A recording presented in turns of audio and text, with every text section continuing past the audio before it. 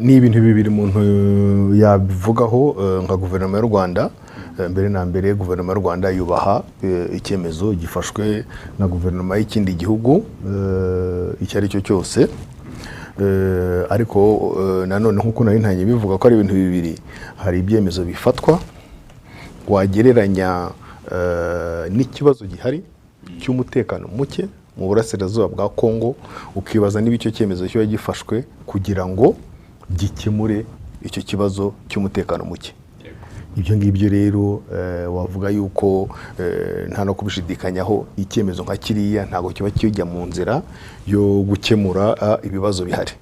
N'ikimenyimenyi uyu munsi kuba guverinoma ya Kongo ivuze ati abakozi bari basigaye nibagende, ubwo n'abari Kinshasa abakozi ba ambasade y'u Rwanda abacu bari baravuye n'ubundi kubera umutekano muke. Ati abacu bari hano nabo nako ababo bari hano nabo nibatahe. Ni cyiza gishyigikira cyangwa se cyunganira no muri cyemezo cyari cyarafashwe ubwo birukanaga ambasaderi w'u Rwanda. Ni ibyo nakubwiraga ntese ko birukanye ambasaderi w'u Rwanda agatanga ambasaderi zigakora zikorana nabo bakozi bahari, ikibazo cyarakemutse. Hari ibyemezo rero guverinoma ya Kongo yakunze gufata ibyemezo nakwita ibyemezo by'akataraboneka bitagize icyo bimara mu gukemura ikibazo, kuko impamvu z'ikibazo zirahari, zirazwi, zirasobanurwa, ariko ntago arizo bashingiraho bafata ibyemezo. Hari amasezerano u Rwanda rufitanye na Kongo mu guhahirana mu by'ubucuruzi, indege ya Rwanda yajyagayo, ibyo byose barabihagarika. Ni ugufata ibyemezo rero mvuga nti by'akataraboneka cyangwa se byo kwerekana ko hari icyo ukora, ariko bihabanye neza n'ikibazo gihari.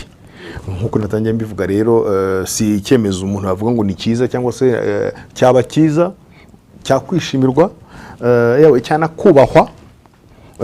Ntabwo mvuga ko kubaha ko twakanga kugishyira mu bikorwa, wanakishimira uvuga uti nibura iki cyemezo ko bafashe kiraza kugira icyo gikemura ku kibazo gihari.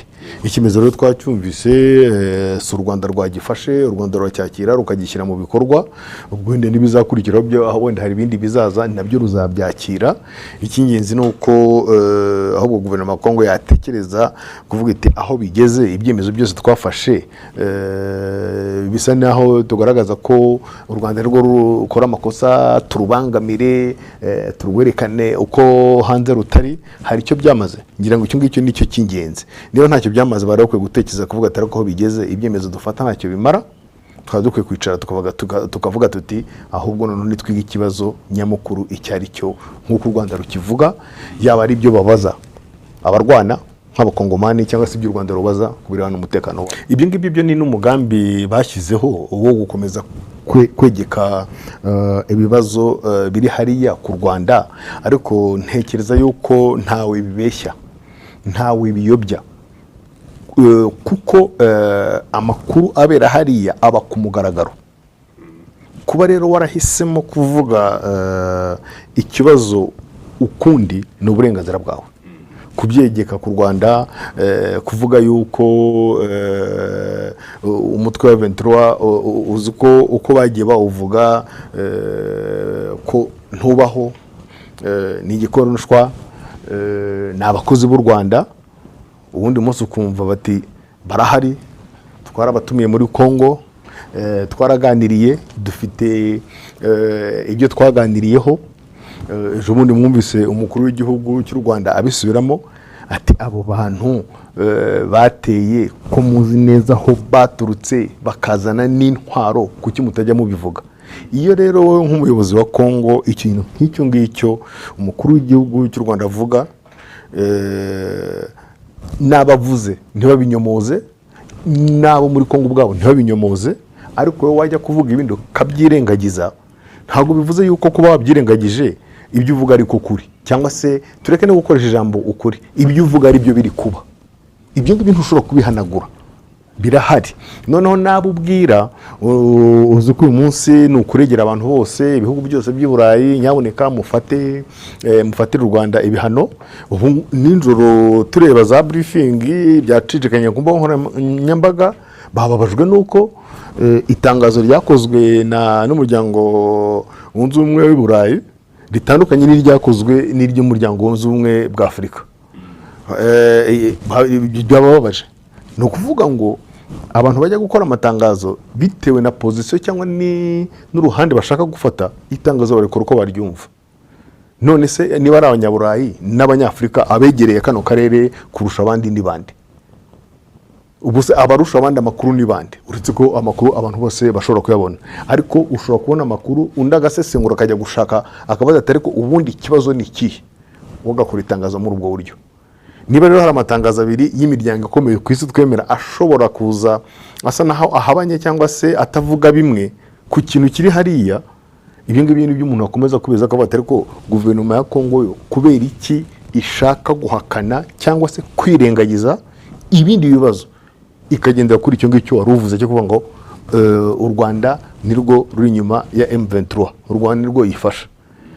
Perezida wa Repubulika yageze kutubwira inama bakoranye na bagenzi bakababwira ati mubanze muvuge mbere ko dutangira inama aba bantu n'abakongomani cyangwa se abakongomani. Ati n'abakongomani. FDR irahari cyangwa ntihari? Bati irahari.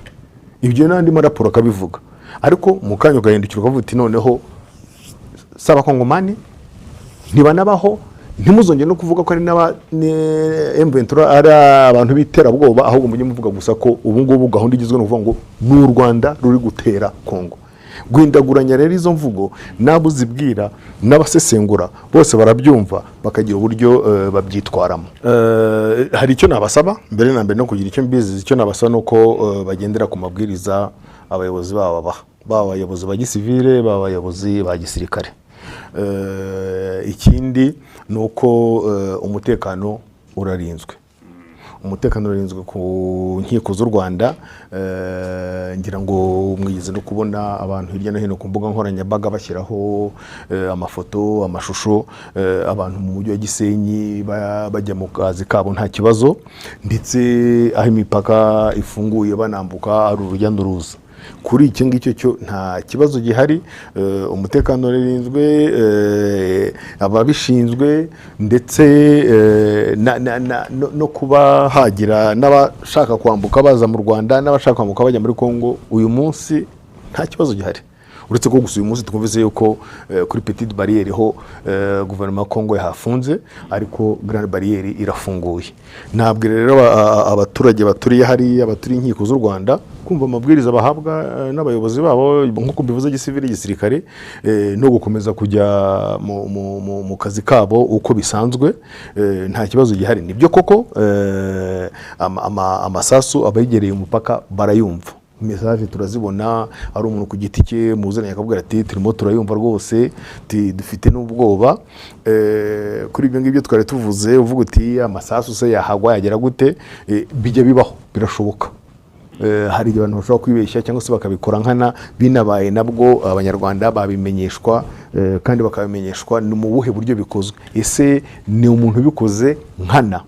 Ese nuko nyine bari kurwana begere umupaka igisasu kikaba cyagwa mu Rwanda? Ibyo byose biragenzurwa, nta mpungenge zihari, icyaba cyose abanyarwanda babimenyeshwa. Gukomeza gufata ubwo buryo bwo kuvuga nigeze kubikomozaho, ntabwo ari bwo bukemura iki kibazo, kuko si ubwa mbere, si ubwa kabiri, si ubwa gatatu bivugwa, imyaka 10 yahise, 20-30.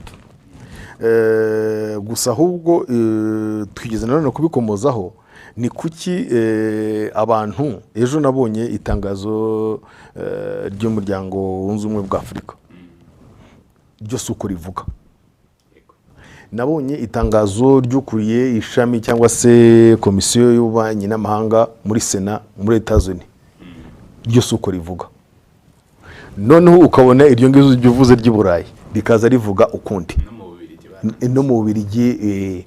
Kuki dufite imiryango mpuzamahanga ikomeye cyangwa se ibihugu bikomeye bitavuga rumwe kuri kira kibazo? Iki nicyo abantu bambere bagomba kwiba, kuki bagomba kubyibazaho. kuki batavuga rumwe kuri kiriya kibazo? Ntago ari imyumvire, kuko nk'uko nabivuze amakuru arahari 100% uwayashaka wese yayabona. Za ambasade zirahari, za imiryango itegamiye kuri leta irahari kora hariya, imiryango nka Croix Rouge isanzwe itabara imbabare cyangwa se abari mu kaga irahari, umuryango w'abibumbye urahari. Abo bantu bose bayobewe ibikorerwa hariya. Reka dufate urugero rumwe. Iyo muri briefing ziri kuba zikorwa na guverinoma ya Kongo bavuga ngo muri kariya karere ngo u Rwanda nirwo rukwirakwiza ko hari imvugo z'urwango, ngo kandi ntazihari. Ibyo bintu babivuze 3 cyangwa 4 mu masaha 2. Wahindukira ukabona raporo ikozwe n'intumwa yihariye y'uyobora umuryango w'abibumbye 1, 2, 3 ivuga iti nyamara ibikorwa bikubera hana muri aka gace nimutitonda bishobora kuzavamo ibikorwa bya jenoside.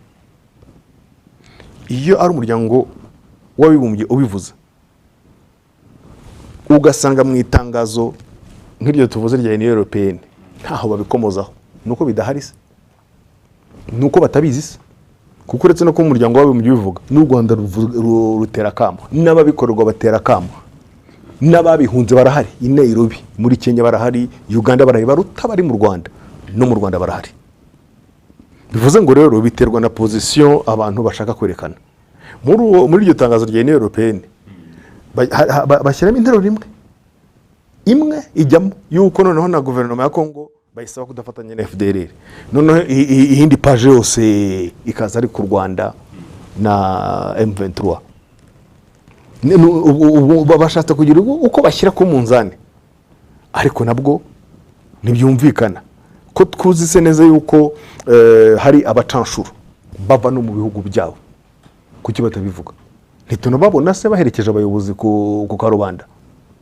Ko tuzi se yuko nk'uyukuriye Wazalendo yafata ibihano n'umuryango w'abibumbye, ko ntawe bivuga. Reka tureke izindi ngabo zihari, iz'u Burundi ntacyo zivugaho, ibihugu byagiranye amasezerano n'uburenganzira bwabo. Tureke iza SADC barazihamagaye, ibihugu bifite uburenganzira bwo kugirana amasezerano n'uburenganzira bwabo. Abitwa bazira uko bavutse ntibikorwa se ku manywa? Abayobozi babigiramo uruhare, amadisikuru ntibavuga ku manywa? Ibyo ngibyo ntibivugwa.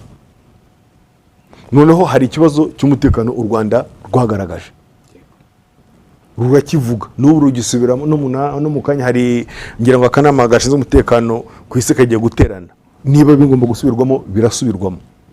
Bivuze ngo rero igihe cyose abantu bazafata izo position zitandukanye, ntago bari gufasha ibihugu hano nabyo byiteguye gufasha guverinoma ya Kongo kugira ngo umutekano ugaruke, ntago ari ubwo buryo bwo kwifasha. Hari imvugo z'abayobozi ba Kongo bavuze bati ntago dufitanye ikibazo n'abanyarwanda, ikibazo ni Perezida Kagame na guverinoma ye. Perezida Kagame tuzamukuraho, nibiba ngombwa si rimwe si kabiri, nibiba ngombwa tuzarasa i Kigali duhagaze Goma, naho tuzateza intambara mu Rwanda. Warangiza umuperezida yavuga ibintu nk'ibyo, ari umuperezida, warangiza ukaza ukavuga ngo kuki u Rwanda ngo ruvuga ngo rwafashe ingamba. Ibyo byose, ibyo bikorwa byose nakubwiye FARDC ifatanyije na FDLR, iyo ni raporo ya ONU ibivuga, ifatanyije nabo ba Wazalendo, ifatanyije n'ingabo z'u Burundi, ifatanyije na MONUSCO babyemere mu itangazo, ifatanyije na SADC. Ibyo bintu byose nk'uko bivuze n'abari Rubavu bari kubyumva, biri kubera ku mupaka w'u Rwanda. Hama rero bibere ku mupaka w'u Rwanda, u Rwanda n'abayobozi barwo bayobowe n'umukuru w'igihugu nk'umugabo w'ikirenga w'ingabo bicare baturame. Ibyo ngibyo nta muntu bivugaho. Iyo umukanya nuko wenda akazi turi kuwakora no ku cyumweru, iyo tuza kuba twiteguye gusanga naguteguriye agakarita k'imitwe iri hariya muri kara gace tutagiye no mu birometero 1000. Iyo mitwe mwari mwumva hari abandi bayivuga, hari n'abatayizi. none se ibyo bihugu bikora amatangazo birayobewe, kuki se bahitamo umwe gusa akaba ari wo bavuga? Uyu munsi se tuyobewe, ntidufite inyandiko za Rwanda, ntidufite inyandiko za Nairobi, aho bavuga bati imitwe ikorera hano y'inyamahanga bakayivuga amazina, n'imitwe y'abakongomani igomba gukora ibi n'ibi n'ibi n'ibi. None se abantu babivuga bakabishyiraho umukono na guverinoma ya Kongo ikabishyiraho umukono? Iyo ngo bagiye gukora amatangazo baramutse mbere yo gukora itangazo bakavuga ati ariko ntitubaze tunirebe n'ibyabereye mu karere n'inyandiko zavuyemo n'inama zabereyemo, dukore itangazo rigiye ku munzani ku mpande zombi. Ibyo si byo byafasha. Ngarutse rero kuri icyo kibazo, icy'ingenzi nuko u Rwanda rubasha gusobanura ikibazo uko giteye, yaba ari kirebana n'umutekano warwo uko giteye, impamvu ni iki rukivugaho, ndetse noneho n'ingaruka zirugira zirubaho kubera abantu baruhungiramo bazira uko bavutse, bazira ngo nuko abakongomani bavuga ikinyarwanda, rimwe baha nationalite ubwene igihugu ubundi bakabambura. Ibi byose ntago uzumva amatangazo nk'ayo ngayo abivuga.